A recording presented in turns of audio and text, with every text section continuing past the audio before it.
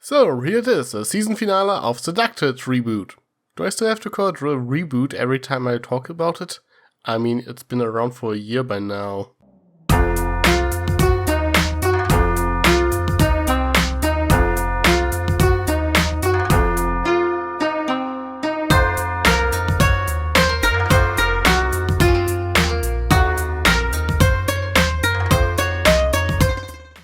The first season of DuckTales was overall great, but it had its fair share of problems. Donald barely appeared, even though he was marketed as a main character, and Scrooge didn't get that much to do either, while Webby became pretty much the sole protagonist. Launchpad's stupidity was sometimes a little bit overplayed, and the villains felt pretty sidelined most of the time. I will go into more detail in a later video, but I still consider DuckTales one of the best cartoons of recent history, and this season finale shows DuckTales at its best. So, after the events of the last crash of the Sun Chaser, Donald and the boys left Scrooge and moved back to the docks as they think Scrooge is responsible for the death of their mom.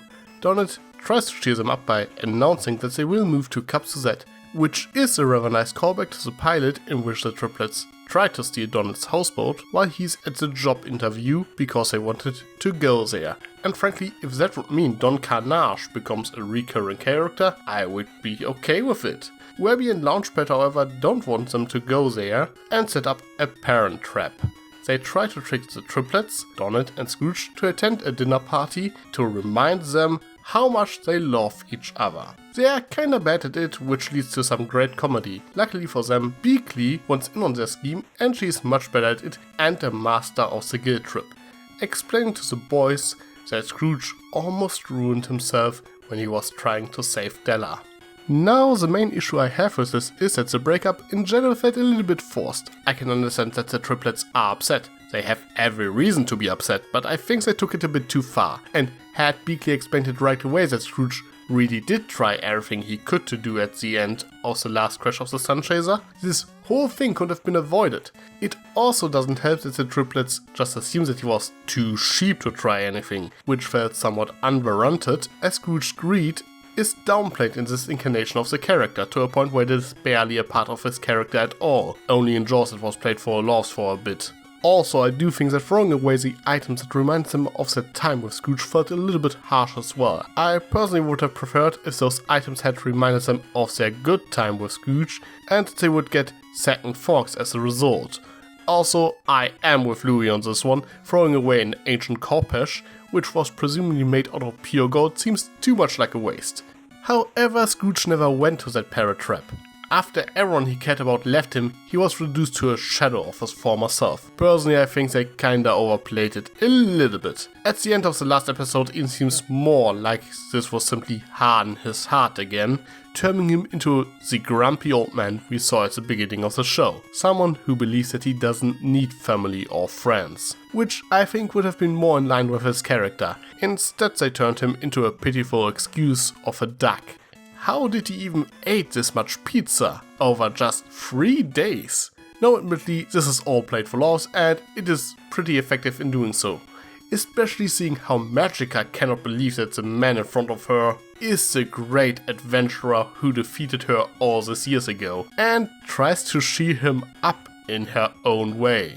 Now that was hilarious, and I do believe that good comedy validates some suspension of disbelief, and they hit gold here. And speaking of Magica, she was a delight throughout the entire episode. When she was introduced as a scary shadow, I was a little bit worried that they would play her too straight as a serious villain, but nope, she is just so much fun. A perfect example of what a cartoon villain should be.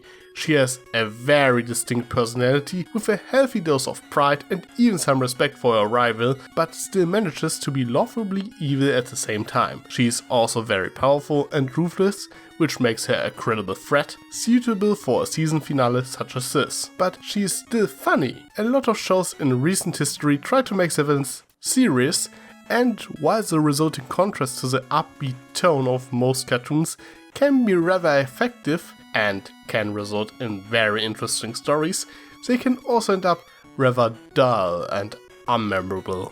On the other hand, if you make your villain too funny, it's sometimes hard to consider them an actual threat.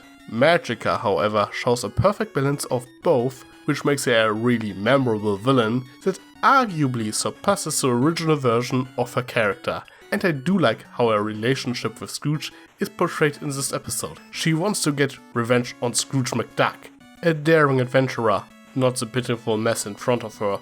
One thing I'm not exactly thrilled about is the revelation that Lena is Magica's shadow given life. That Lena is actually a part of Magica that developed a life on its own and started to rebel is a rather interesting concept. Admittedly not the most original, saw that a dozen of times by this point, but still interesting. But personally I think it just doesn't quite fit. It's a revelation that hardly amounts to anything, all things considered. The only thing it does is making things kinda weird. We were led to believe that Lena is helping Magica to get herself a wish granted, and we still don't know what this wish is. Though I suppose we can assume now that it was something along the lines of, I want to be a real boy, a girl. But this makes it very apparent that Lena never really helped Magica out of her own volition. She didn't summon Magica to get herself a wish granted, instead she was always a part of her, so she had no choice in the matter. Not to mention that both Lena and Magica talked a lot about their family. Especially when Magica is trying to cheer up Scrooge, it is very apparent that she reflects her feeling towards Lena onto him. But now that we know that they aren't really family, all this talk just doesn't make any sense. Suddenly it is just weird that Lena calls her Aunt Magica the entire time. Not to mention that it is kinda weird to think that Lena didn't age in 15 years and apparently didn't do anything in the meantime either. I think it cheapens her character a bit, as this revelation opens up more questions than it answers, and was never really alluded to before. On a related note, I'm not quite sure what to think of Lena not being confronted by Webby about her betrayal. Sure, Webby ran through the whole "oh no, my best friend betrayed me" spiel, but it felt really underplayed. Considering how socially awkward Webby is supposed to be, you would think that a revelation like this would crush her spirit. But in the great scheme of things, it only makes her slightly angry when she is fighting Magica. Now frankly, I am somewhat okay with it. I hear the "I only pretended it at first, but then our friendship became real and I didn't want to betray you" speech thousands of times before, and I don't really need to hear it again. But Webby's emotional response to the revelation and that she didn't even got the opportunity to talk to Lena made it feel a little bit hollow, considering how much focus their relationship got this season. That Lena manifested through the power of friendship and saves Webby, proving once and for all that she is indeed Webby's friend, was admittedly a somewhat decent payoff, but it bordered on a deus ex machina. That being said, I do like that Lena is seemingly now Webby's shadow and guardian. I wonder though how long that will stick. They will probably figure out a way to give her a new body at some point during season 2. Well, and then there's Donald. After he was neglected for the entire season, it is rather satisfying that he finally plays a proactive role.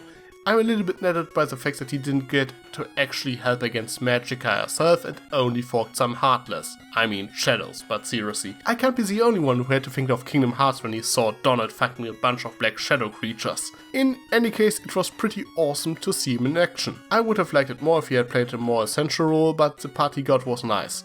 Not to mention that he finally decided to forgive Scrooge as well. And his grudge against him was the major reason why Donald was unwilling to go on adventures with Scrooge in the first place.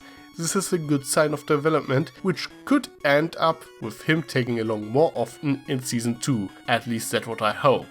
Now regarding his voice change in this episode, I mean it is pretty cool that they got War Machine to voice him, and he did a pretty great job.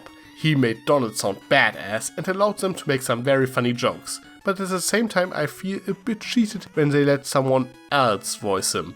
The quacking is a part of Donald's character and taking it away just feels a bit wrong. Sure, it sounds a bit silly, but that's what I expect from Donald. Also, while we're at it, is it just me or is Donald truly a bit harder to understand in DuckTales than usual? I mean, I'm used to his quacking. I play a lot of Kingdom Hearts and I had no trouble understanding him in The Legend of the Three Caballeros. But I do have trouble understanding him in DuckTales. Maybe it's just me, but I could imagine that they did it on purpose for this joke. Now another small thing that bothers me is that Magica goes down rather easy, all things considered. She is portrayed as very powerful. Her stealing everyone's shadow was rather impressive, but when we get to the final fight, it's a bit underwhelming. I mean, it's a pretty good action scene, I like it well enough, but it just seems wrong that she seemingly gets overpowered by Webby for a couple of seconds before she gets serious. Sure, it probably has something to do with her pride.